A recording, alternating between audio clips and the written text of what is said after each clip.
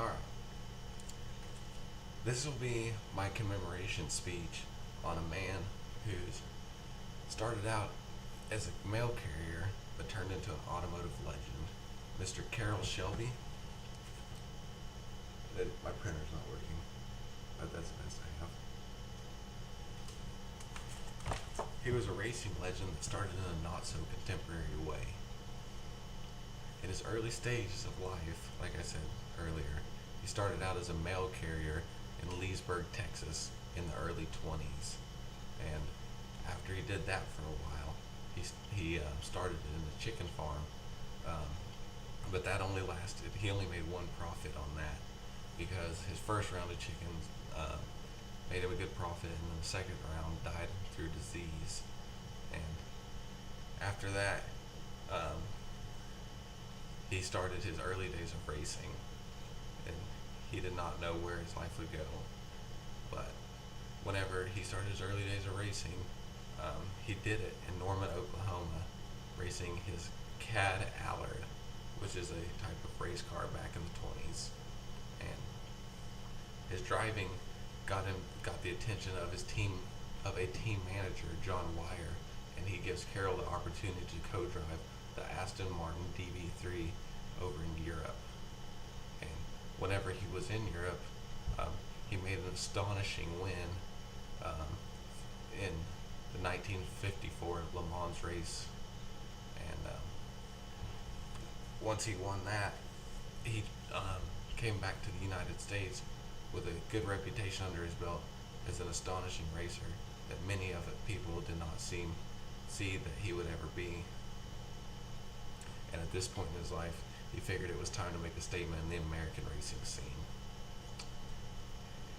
As he returned, Donald Healy of Austin Healy in England invited Shelby to set 70 new Class D records at the Bonneville Salt Flats in Utah. And he did it in his Ford GT, where he set a racing record of 196 miles an hour back in the 60s, driven by his twin turbo Ford GT.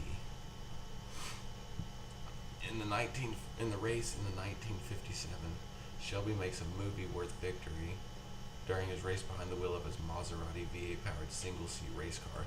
Shelby spins out on the very last lap, ending up at the back of the pack. Shelby then passes everybody, going on to win the 100-mile-long race, which was pretty astonishing. Nobody had ever seen somebody come back from a last place position on the last lap and still win. After that, he was known as a legend. Then you're going to fast forward 20 years, and he started doing deals with Ford, and that's why a lot of today's modern generations sees him as a Ford guy, just because Ford's made a lot of cars commemorating him, such as the Shelby Cobra and the GT500, GT350. Those were all made because of him, such as this car. Like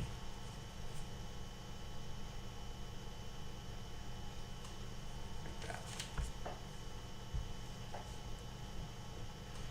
A lot of people seen Shelby as a Ford man just because of today's market of Shelby Cobras, but a lot of people wouldn't know that he had a deal with Chrysler as well. Carroll Shelby and Dodge unveiled their Dodge Omni GLH, short for goes like hell. In its most potent form, the Dodge Hot Hatch packed a turbocharged 2.2-liter inline four, producing 146 horsepower and 176 foot-pounds of torque.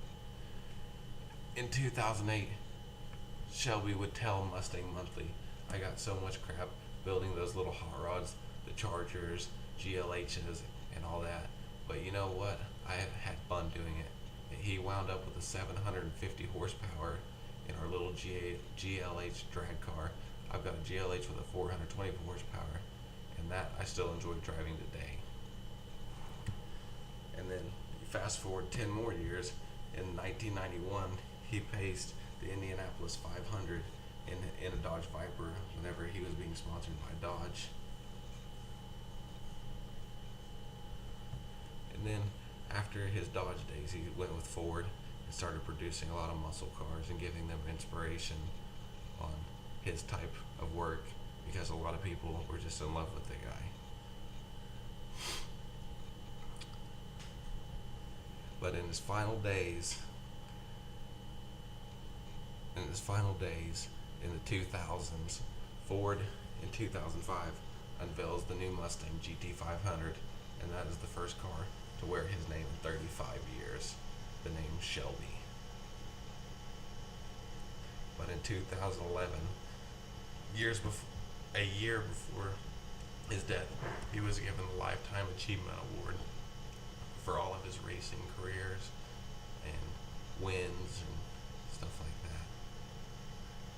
But all in all, the man's legacy has inspired so many people, and I hope I have gave you some interest into this comical legendary man. I hope they continue with the Carroll Shelby name and inspiration on building cars for the rest of the automotive industry's life.